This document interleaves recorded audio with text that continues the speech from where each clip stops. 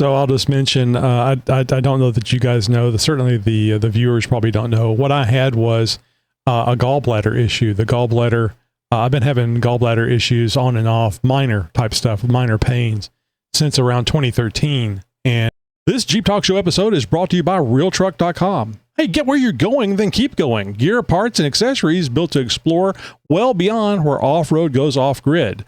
Get real deals on performance parts and off-road accessories at realtruck.com. All right, Heidi ho, folks. This is Tony. This is the Jeep Talk Show. I've been out for a while. If you don't know, I was sick. I actually had my first hospital stay, my first surgery, and I am no longer a virgin when it comes to wiping my own ass. So it was it was an experience. Actually, all in all, it was a pretty pleasant experience. With not much pain. I was just really ill from infection, doing a lot of sleeping, and the food sucks at hospitals. So this is kind of a special roundtable episode that we're going to be putting out. And yeah, well, thanks for being here, guys. Howdy. Did you just say somebody else wiping your ass was a pleasant experience? Not a pleasant experience. Oh, okay. And you know, I think that was probably the biggest deal as far as the thing that I didn't like about being in the hospital is the lack of the ability to do things for myself. Did not like not being able to take care of myself. So, and you had to pay extra for it. They got to bill you every step of the way. Yeah, that's some serious expensive room service. I can tell you that right now. Yeah, they had me, I didn't know about this, but apparently there's something that's just one level below ICU. I think they called it IMU, and that's what I was in. So I was not in ICU, but just below that. So they had to pay additional attention to the people that were on that floor. So, but they were all very, very nice, very helpful. Sounds like it. And if anybody's curious, I live in Southeast Texas and Katy, Texas, and the hospital was Methodist Hospital. So yeah, they did a really, really nice job. I was there for exactly 1 week. That's a long time to be in the hospital. The longest stay I think I had was before I deployed in the Air Force. They send you in there to get all your immunizations, and it's like being in a cattle trailer or whatever, right? They just kind of run you through there, and they gave me, I think it was yellow fever, typhoid, anthrax, smallpox. Like it was like 7 or 8 different ones they gave me, and I had a bad reaction to one of them. Oh. And my immune system was so low, I ended up picking up what is it, spinal meningitis, the bad kind or whatever. God. So they viral. Ended up going into the hospital at the time. I was stationed in Arkansas, so it was University of Arkansas Medical School there in Little Rock.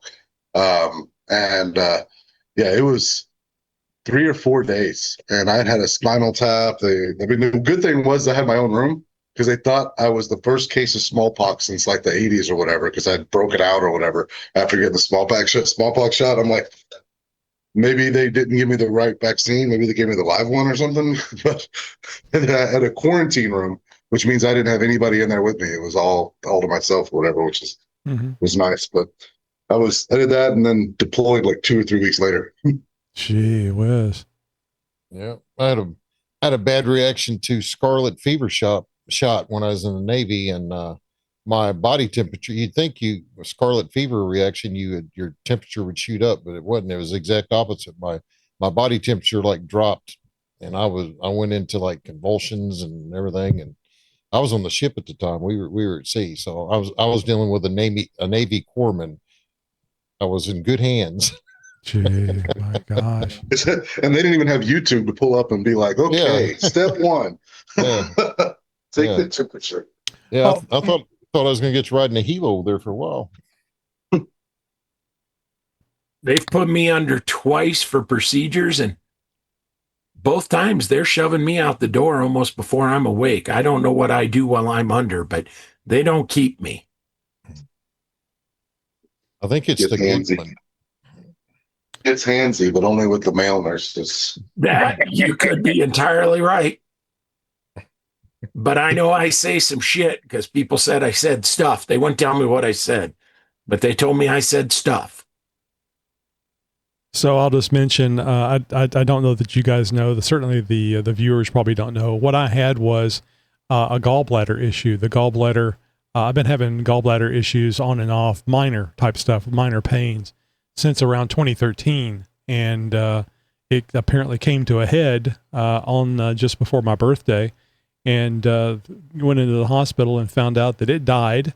It got gangrene, and that turned into sepsis. So yeah, they removed it, and that was why I was sleeping so much, is because of the infection that I had from the gallbladder going bad. So yeah, if you know you got a bad gallbladder, it may just be a matter of time before something like this happens to you. I mean, it went a long time, over 20 years, before it went bad, but boy, it did. When it went bad, it went bad. You don't want to half-ass anything. No, whole ass it.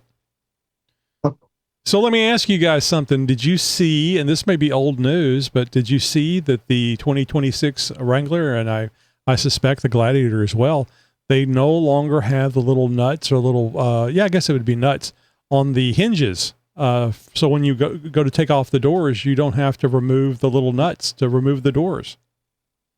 I think most people remove them and never put them back on anyway. No, absolutely. I made a comment on the social media post. I said people that never put those things back on anyway, but coming straight from Jeep, it makes it, I think that's interesting. It's like removing a step. Saving money for something that people throw away anyways. Well, I put mine in the little area in the back seat of the Gladiator where I've got those nuts. I think there's actually a place to store them there, little plastic inserts. It took them 30 years to do it. Yeah, exactly. And my wife keeps my nuts in her purse. I figured, bud. Well, that's because she cares. She don't want you to drown your nuts. It was a long time before I realized there were supposed to be nuts there on my doors. Yeah. I mean, it's a common thing. Oh, speaking of nuts and purse, I see that Greg has joined us.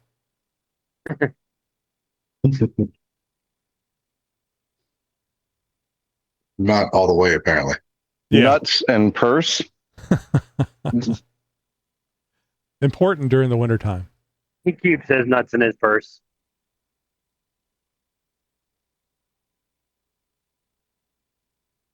Yeah, and I saw a thing, I think I've done some research on it since, and I don't know that it's true, but I saw a thing where they were talking about the FTC is no longer allowing influencers to be influencers. Basically, companies can't purchase for influencers, but I have not been able to find any follow-up information on that. But boy, that would hurt a bunch of people in the Jeep community. Everybody have to buy their own shocks. Might even have to buy their own parts for their Jeep. That's exactly Holy right. Shit. Yeah, if you don't purchase the items, you can't be an influencer. But like I said, I have not been able to find a follow-up on that, but I found it really interesting, and if true, that would certainly hit several people pretty hard. I don't know how it would be any different than like racing sponsorships, so I don't know how they do it. Yeah. I don't know how they do it, but I think it'd be interesting. I think you'd kill an Instagram. You'd kill an industry. Like that's become its own multi-million-dollar industry. The amount of money some of those people were pulling down just by posting stupid ass videos. I don't know. Maybe I'm a very early millennial. You know, like then they call us Zennials. But Gen X and the early millennials and stuff like that blows our minds, right? That you can become a millionaire from posting a little 10 to 15 second video once a day or something, you know, hawking a part or whatever. Or maybe it's just because I don't have the equipment. Yeah. I mean, I'm not, I don't mind people making money, but I would like to make sure that what I'm being told is the truth or near the truth. I mean, I don't have the equipment either. I don't look good in a bikini. Well, have you put up any pictures? I'm just saying. No. I mean, it's got to fall under the like advertising budget, and then either Instagram posters, YouTubers, whoever are essentially just making their advertisements for them. There's going to be some verbiage around it if it actually is a thing. They'll find a way around it. I mean, as big as that industry is, there's so much money behind it. Like, I don't know. I don't see it. Well, I mean, going away. you could buy the product that you're going to talk about, and then they could pay you, and they could even include the amount that you paid for the product. So I would think there's ways around it, but it would definitely be a little different. At least you'd know that the FTC would require them to purchase the product, so it wouldn't be something like they were just given and used. Is there? You got to ask, like, what's the stated goal? Like, why would they put that rule in? Is it to try to bring honesty back into it? Right. That if it's like you don't have either you don't have the product that you're reviewing, and you're just reviewing it because you were paid to review it, or that it was sent to you and then you review it. So I think it was the honesty aspect of it. I was going to say you probably are going to give a more honest review if you're vested. Yes. Yeah. But like I said, I'll repeat, I have not been able to find any follow-up to that. So it's like anything you see on social media. Who knows if it's true or not? Yeah. It may not be, but it gives us hope. Mm-hmm. Yeah, I think it's the right way to go. I mean, I'm not an influencer. Jeep Talk Show is not an influencer. I mean, we have received a couple of products that would fit under that, but I've always tried to make sure that when we talk about products, we're honest about if they suck, then we'll say they suck, which is probably why we're not big influencers. Well, I mean, I've almost found, though, that, especially like in, say, the Jeep world, people that spend money on the product are almost worse than the ones that got it for free, because they've made a decision of such a huge investment, they almost don't want to admit they made the wrong decision, right? True. So, Yeah. They're vested. Yeah, they're vested. Everybody's got the best. Everybody's got the best lift. They've only ever bought one, but they got the best one. Exactly. Like, they did their research. They went out and listened to all these influencers. Yeah. Well, that's what, like, one of the gun guys I follow, I do like what he says. He's like, look, guys, I have a sample size of one. This is my experience. Take that with a grain of salt. Yeah. And he does that on all of his reviews. I mean, I don't, that's what I like. I like looking stuff up before I buy something, just to find out what people think about the product that I'm thinking about getting. Like that Ozark Overland Adventure, I think it is. Ozark Overland Adventure, I think it is. The purple hair guy? Yeah. I used to watch his stuff a lot because I really enjoyed seeing where he was going in Arkansas, so I could figure out if I wanted to go there or not. But it got to be to where his program was almost a one long commercial. I mean, it was like, and here I am going through this mud puddle in my blah blah blah tires with blah blah blah. I mean, it was just like constant. And I was like, dude, man, this is getting ridiculous. I have stopped listening to a ton of YouTube folks and podcasts and everything else that just turn into glorified infomercials, because it's like, it just drives you crazy when you're like, these Patagonias, man. To put it this way, when you're out with your Jeeping buddies, have you ever like made it up an obstacle, got out, and then all five of you sat around and remarked about how awesome that specific brand of tire was that you had on your vehicle? Like, that's just not normal conversations you have on the trail. Like, look, man, the Hardee's Patagonia Dorito Jeep today, it ran a real good trail. It makes me think of Will Ferrell in that movie. What was that? Where he's Talladega like, Nights.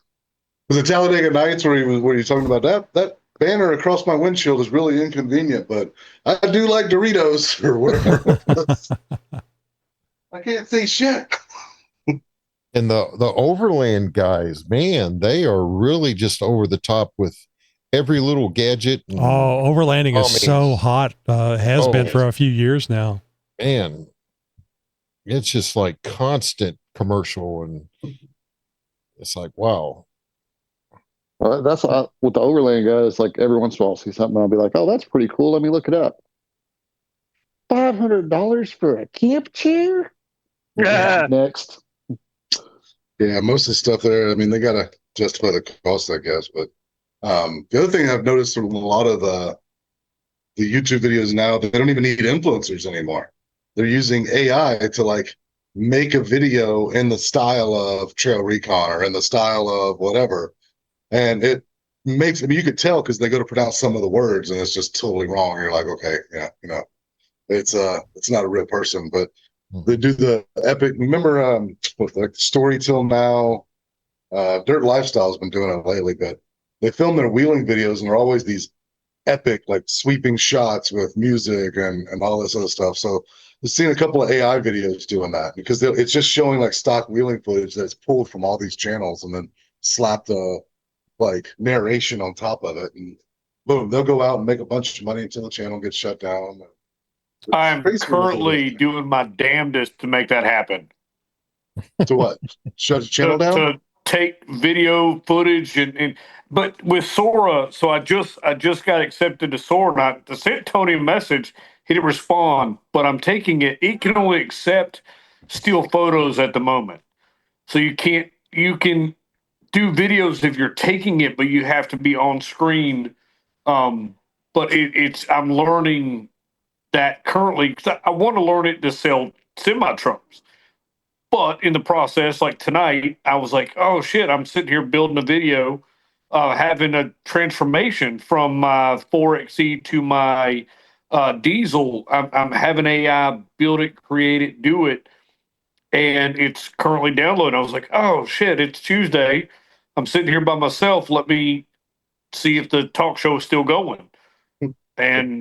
But yeah, I'm 100% on board with that, trying to learn it. And Tony, by the way, I've got passwords for Sora if you want it. And I sent you a message, I thought on the correct number.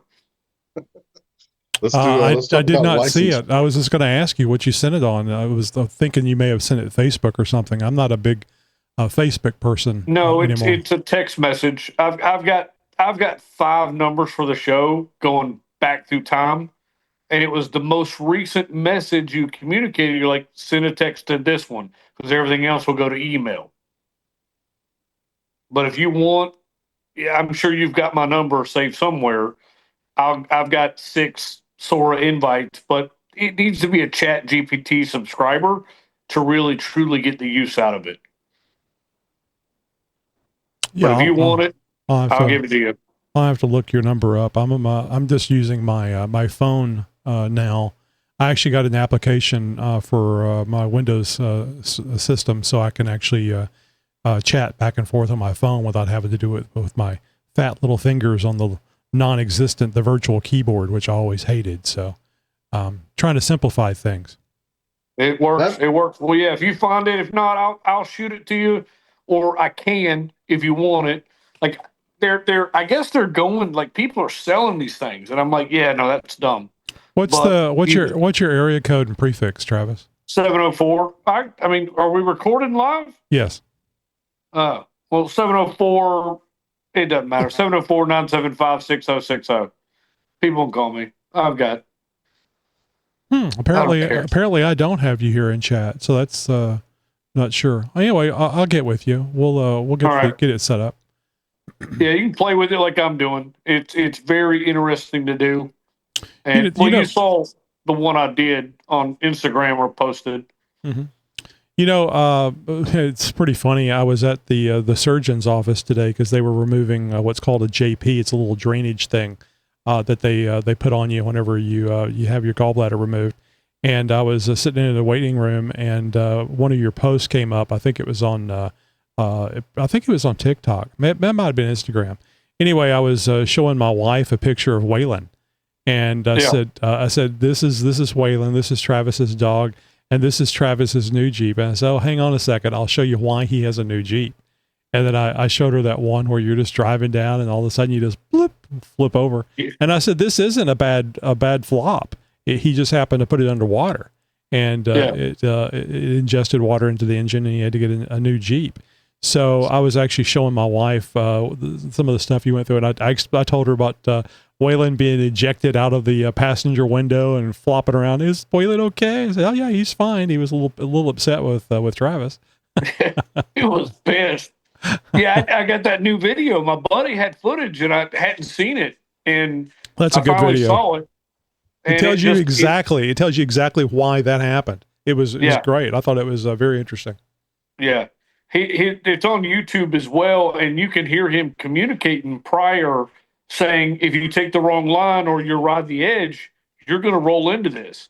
And I'm in the Jeep, and the previous videos, you see me in the Jeep not paying attention, talking to Waylon, and all of a sudden it rolls over. And I was like, it's a green trail. I'm not worried about this. I'm sure it was a shock. Yeah. I was not expecting. Well, yeah, y'all saw Waylon fly out, and I was just sitting there normal. Next thing you know, Waylon's flying. I did not expect it. Waylon stopped talking, and you didn't know why. Yeah. Yeah. Yeah. All right. Well, back to whatever. Yeah. Sora and everything else. You mentioned AI, and I remember a while back, Chuck had actually spoken about he doesn't like the AI stuff. I was trying to make use of the AI stuff, not to the extent that you're seeing it these days, but I'm seeing a lot of it on social media like Instagram and TikTok.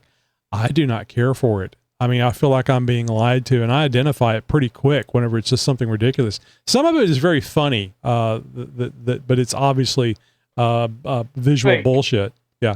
Yeah. The animals on the trampolines and the different stuff. I mean, I find it amusing, and it's very creative. Yeah. It's amazing. I mean, the technology is just amazing. Right. And I don't like the stuff that's trying to lead people in a different direction, but the comedy, I'm a fan of.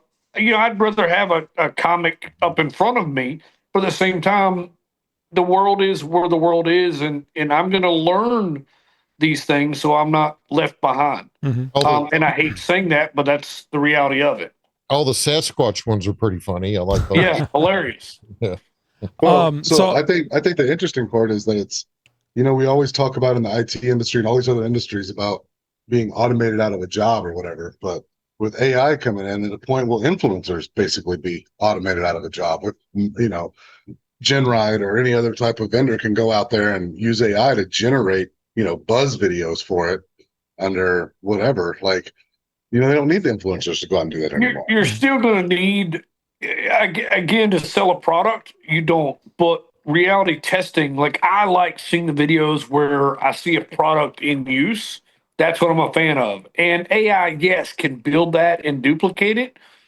But like everything I'm building currently, and I post it or do it, it says created by AI. Like I'm going to announce that and say it. A lot of people may or may not do that.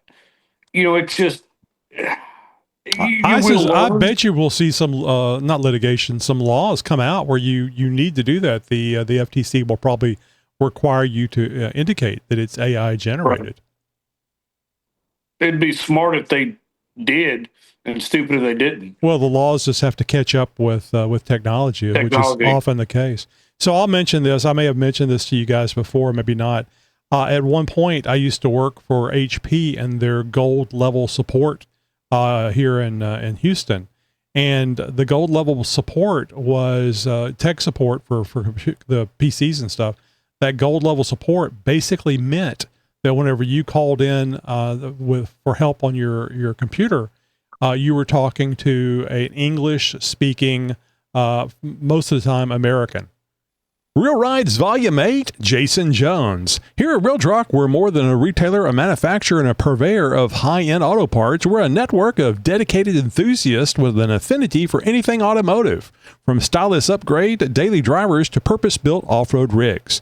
One of our team members who exemplifies our unwavering commitment to the vehicles we specialize in and parts we produce is Jason Jones, overseer of our merchandising department. Jason's passion for trucks, Jeeps, and all things automotive makes him not just a valued member of the Real Truck team, but the perfect candidate for this month's Real Ride feature. Follow along as Jason details his history in automotive industry, position at Real Truck, and his current build, a Real Truck personalized 2020 Jeep JT Gladiator.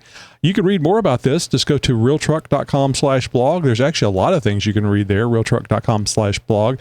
But you can read about Jason by going to realtruck.com/blog and look for Real Rides Jason Jones. And the other levels were from help centers around the world that may not be, English may not have been the first language. I suspect that what you're going to see in the future as far as AI goes is going to be people, some people won't care. I think a lot of people will want a real person that they're hearing from or they're watching or whatever. I think that the AI can be an interesting tool. I mean, I've had a few comments from people talking about whenever we have a new Patreon subscriber, when I use AI to berate them for being a Patreon subscriber. And I've heard several people say that they couldn't function because it was just so funny. They were mowing the grass and they had to stop because it was just so funny. So I think that like you said, John, people being out of jobs because of AI, I think it's just going to be another tool that if used correctly will enhance the job or the entertainment that you're giving. Well, I don't disagree that theory is great. There's a lot of people out there looking for a job right now that were told the exact same thing in their industry when it came through. We're just going to use it as a tool, right? But that tool begins to be, very fruitful and maybe even better than you are. And it doesn't cost any money compared to your salary and everything else. So I think that the industry is like, we may be in the peak of the influencer industry, or maybe even, a little bit past it now, just because of, all the possibilities out there in new media. Mm-hmm. Well, on the service side of it, like at work, we launched a new website and we can't get human help worth a damn, but we can manage to, question things a few times to AI, right? And get answers to make things work, versus when we call the actual people support, nobody knows anything. Nobody knows how to do anything. Yeah. They just point fingers and I've been in IT for a long time. I'm not doing it currently, but I went from no internet, no Google, nothing you could look up, where you had to figure it out by reading or trial and error, and to the era of Google. And it was so much simpler to do IT because you just Google it. And I've done some things because I've had some issues here at the house, internet or IT wise. And I would use AI to ask the questions. And oh my God, I think anybody, if you have any background in computers at all, could perform IT work these days. It just, the detail, the level of detail, it's not always right. And I still think it helps to have the background in IT to know what's bullshit and what's not. But I mean, it's actually a wonderful tool. I will say this though, I wasn't around at the time, but whatever horses were the main mode of transportation, there was a lot of industries that waned because of vehicles being replacing horses. And I think that it's true. I mean, you're not going to have as many, stables and people that handle horses because of the change in technology. And I think the same thing is going to be true here. AI is going to decimate some of the industry, but it doesn't mean that there's not going to be jobs. It just means that those jobs will be able to be taken by AI. I actually heard that accounting is one of the things that is being hurt quite a bit by AI, because the accounting stuff can be handled by AI very efficiently and very quickly. So it's more upper level accounting people, and really no entry levels, because AI handles it. Yeah, Rush always talked about the buggy whip industry and how it went by the wayside. Blah, blah, blah. Yeah. What you got on the wreck there? 1958 CJ6. Sweet. So then we were given it a Highline kit and a new chassis and a new floor and a new motor and a new transmission and a new axles and all that new stuff. That's going to be fun.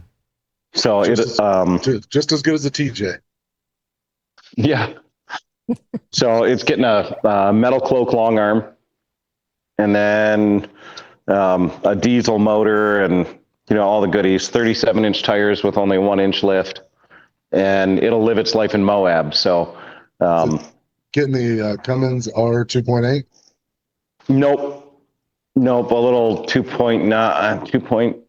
I don't know what size it is. Is that the drawing that you posted up a week or so ago? Yeah, this is the actual drawing. Yeah, just Jeep, in real life. The Jeep from the drawing. Yeah. Yeah. Did you get your bugs worked out on your on the other Jeeps? Oh, you mean on the Brute? Yeah. Yeah. So got all the bugs worked out. We actually drove it from here to Idaho City, Idaho. So it was like 2,400 miles. Wow. On the drive, and we did the drive in a day and a half. Right near Salt Lake City, I lost the fuel pump. So the fuel pump puked out. And then the very next tank of fuel, I'm trying to remember the name of the town. Did you have the access panel for your fuel tank? No. Man. And it's got that 26-gallon Genrite tank. So, and in a Jeep with no lift. So dropping it was not very much fun on the side of the road. Was it full of fuel? Because that's when that happens, is when it's full of fuel, just so it makes it more difficult to handle. Luckily, it only had about 10 gallons of fuel in it. But there was leftover residuals from the manufacturing process that clogged the fuel filter, which is what smoked the fuel pump. So not only did we have to, change the pump, but we had to actually suck all the old stuff out and clean out the little bit of riffraff that was in the tank. And then the very next exit, we were very close to Ogden, Utah, and lost the Halifax sensor that goes where the distributor goes.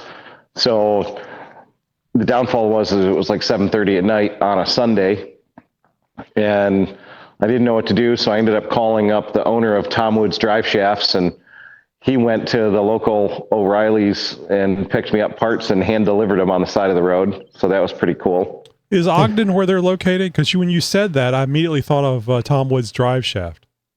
Yeah. Ogden is where Tom Woods. Yep. Yeah. Okay. So, so Sean came out, in the middle of the night and helped me out, and then we made it the rest of the way to Idaho. Had no problem. We dropped it off, and we picked up the Chester the Molester van, and drove the Chester the Molester van all the way back here, and that took 2 days. It would have been a day and a half, but at 4 a.m. in Iowa, we lost the alternator, and we had to wait until 8 a.m. to order one. But so for the last week and a half, we've been working on the Chester the Molester van and working on this, all in preparation for 2 weeks from yesterday. We're supposed to leave to do the new inaugural Jeep Talk Show scooter trip across the country. I was just going to ask you about that. When you said 2,400 miles, I was going to say that's a perfect walk-in to the scooter trip. Yep. So we are doing the scooter trip. We have a couple more riders, but nobody's really guaranteeing it. So it'll be me, Roger, and at least one other guy. But we also have a film crew that's coming with us. Nice. That's going to film the entire thing. And Tyree Lights, their Chester the Molester van, is going to chase us the whole way. It'll be our chase vehicle, and it's here on site. It's just outside, so you can't see it. And it's a 1973 Dodge 200 Sportsman. It's a short van, but it has a 4-wheel drive lift and 35-inch tires, and it looks pretty sketchy, but it'll chase us. Sketchy is what we like. Yeah. So actually today, Liam put back up on the unofficial use only website the donation page where people can go on and make donations for the scooter trip.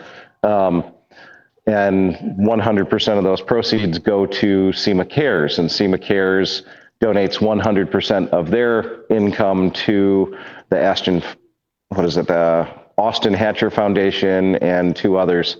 So, they donate all to kids. So hopefully we get a little more fanfare than we did last year, and we can raise some more money for the 501c3 of SEMA Cares. I'll just mention for everybody that this is new to them. Last year, within about 2 weeks of the idea was to get on a moped and travel from Michigan all the way to SEMA, 2,400 miles on these little mopeds. And the idea is that people were going to donate money to the event. It was just SEMA Cares last year, wasn't it? Yep, and that's what it is this year. We're doing it for SEMA Cares again. Mm-hmm. It was a blast. I mean, Roger and I did it, and we had a ton of fun. And there was a whole group of individuals from the Jeep Talk Show who helped us along the way.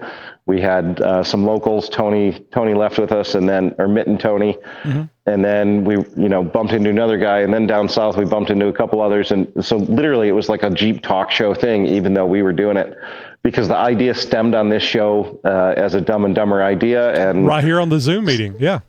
Right, and SEMA asked if we would do it again, so we're getting a little bit more involved. It's such a cool idea, and for you and Roger and several people personally, it's a lot of effort. I mean, that's a lot of time and stuff. It takes away from what you do working on Jeeps, building Jeeps and other vehicles. So I think it's really, really cool. And there was video footage from last year, and it sounds like there's going to even be better coverage this year.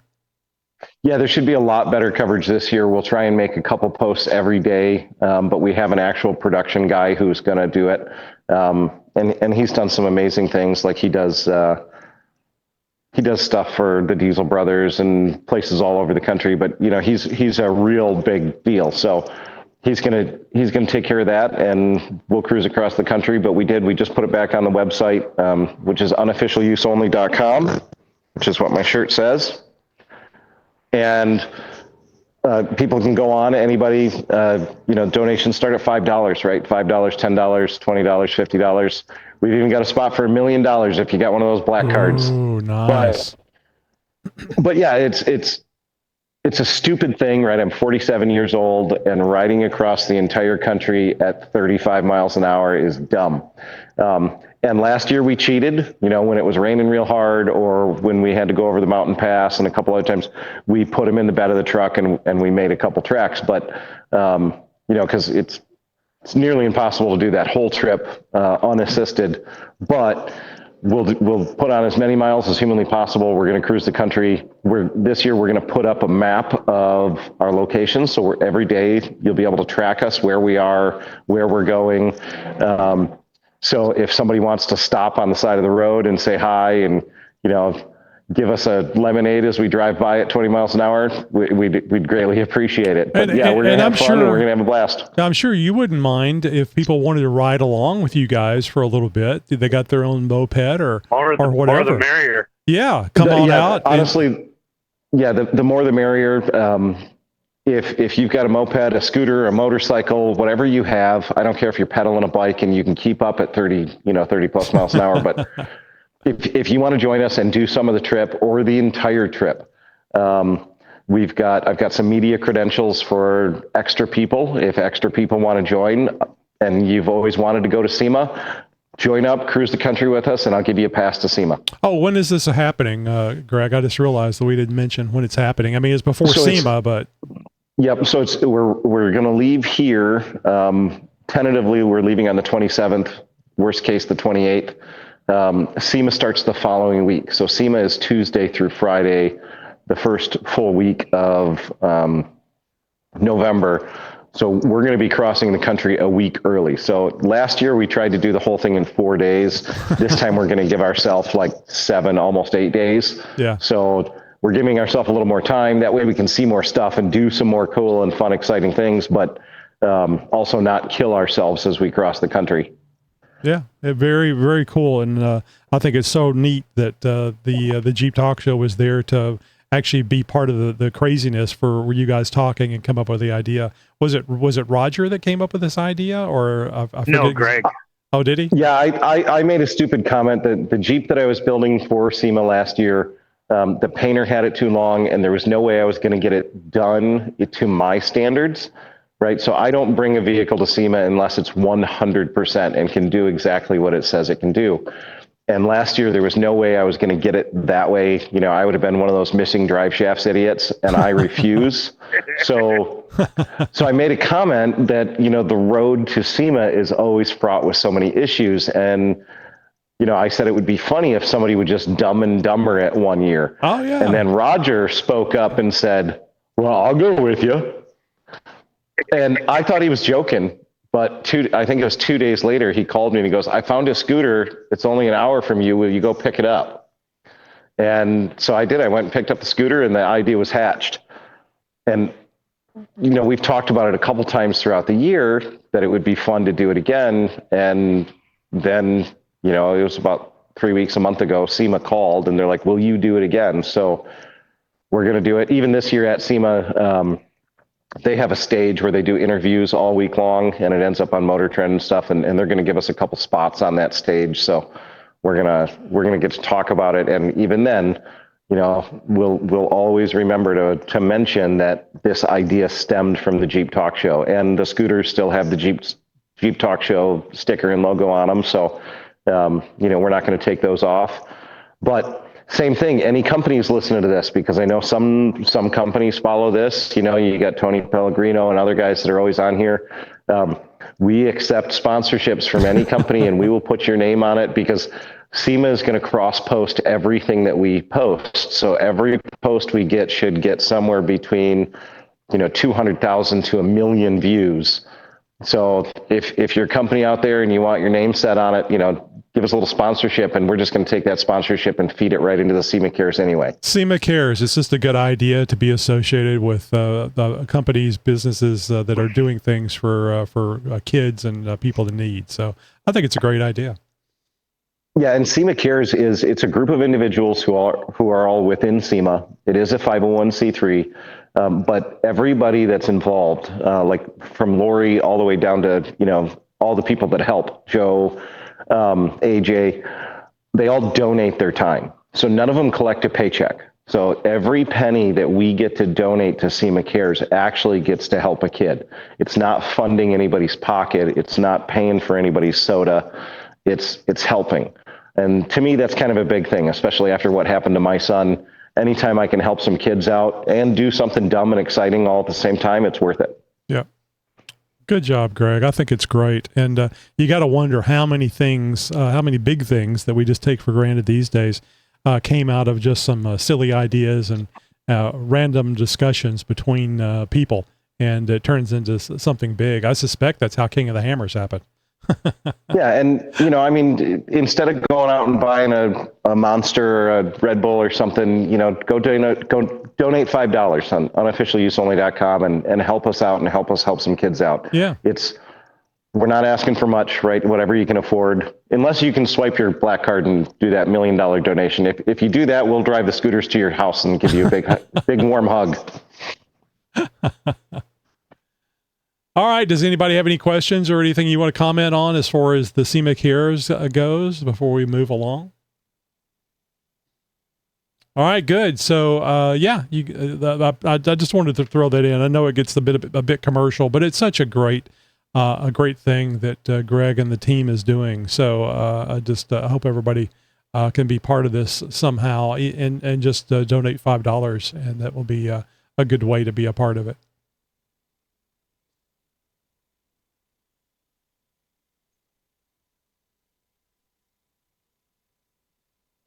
We are recording, Steve. Oh, okay. So sounds like a great deal. Wish I had the vacation time. I'd go up there and I'd find a scooter and come ride, but I've already burned up all my vacation time. It'd be so cool to be along the route. Even if we're driving near you, you can just, you know, I mean, I don't know how close we'll get to you on our route, but you're more than welcome to just drive by the highway and flip us off and throw cheeseburgers at Roger. Actually, I got an idea for you. So, I think what you should do is sell tomatoes or, you know, things like that all along different stops that you have to come by, and see if you can get some sponsors to donate some swag gear like t-shirts and something. And everybody that buys one gets to throw them at you as you go driving How about by. cranberries?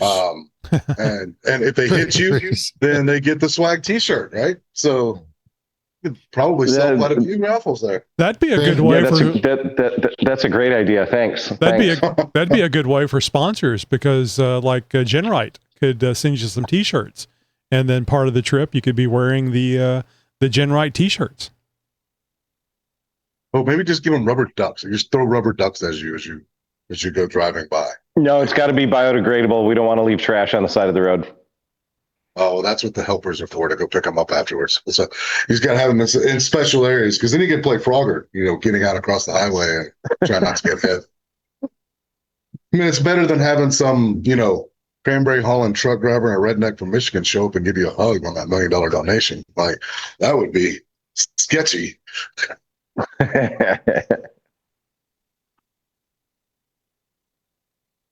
Well, it's certainly going to be fun. It was interesting last year. It was just put together so quickly that the word just didn't get out. I mean, it did well, especially for the time frame. But yeah, this year it should be even better.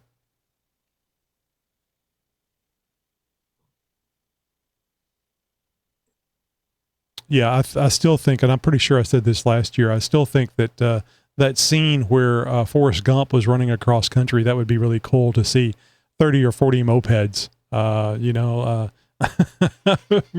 traveling across at least part of the countryside. Yeah, I don't know. Not the traffic that's stuck behind them. I don't think they would appreciate it. Oh, the hell with them. But how many people got pissed off last year? Did y'all get any kind of road rage incidents while y'all were doing that? No, we got more people that were more confused. Like a lot of times, Roger and Greg, because I was chase vehicle for a good portion of it, they'd be pulled off the side. So I'd be pretty much riding the shoulder. And these people that just come up behind us, and they were just confused. They didn't know what to do. I had the hazards on, but they wouldn't pass. So finally got to the point where I decided I was going to move ahead, kind of let them catch up to me. So I'd move, 5 miles down the road on their route. They'd catch up to me. Then I'd just make sure they're okay. Then I'd move down the road again, just so we didn't create that kind of a traffic jam. So it is what it is.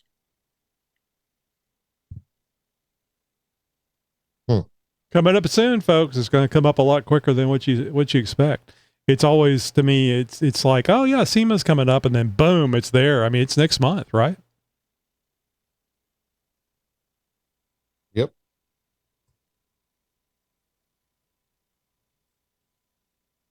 It was a good time. After 11 hours of driving, I was only 3 miles from home. It was an absolute blast, man. Sorry I couldn't say anything before. I was kind of busy. Yeah. My favorite part was when the Tyree lights started bouncing past me on the road. Wait, that was a Tyree light. Well, it certainly wasn't the quality of the Tyree light. It was just how it was mounted. Yeah. Oh, yeah. No, the light survived. That light bounced like 4 or 5 times. And I thought they'd run over something. Then I'm looking as I'm going by. I'm like, shit. And I stopped, picked it up. I'm looking at it. There wasn't hardly. I thought the lens would be cracked. Oh, that's commercial quality stuff. It's just really good. My only regret was Greg didn't notice it was gone, and I told him about it. Otherwise, I would have had myself a Tyree light. Well, I mean, you can easily buy Tyree lights at tyriOffroad.com. So they even have $100 Tyree lights now. Yeah. No, it's a good time for a good cause.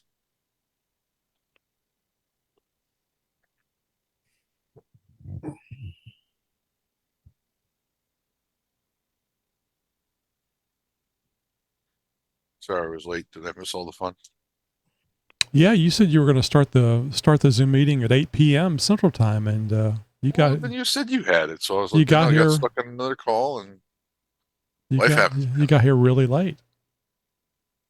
Yeah, I know. It's unfortunate, but well.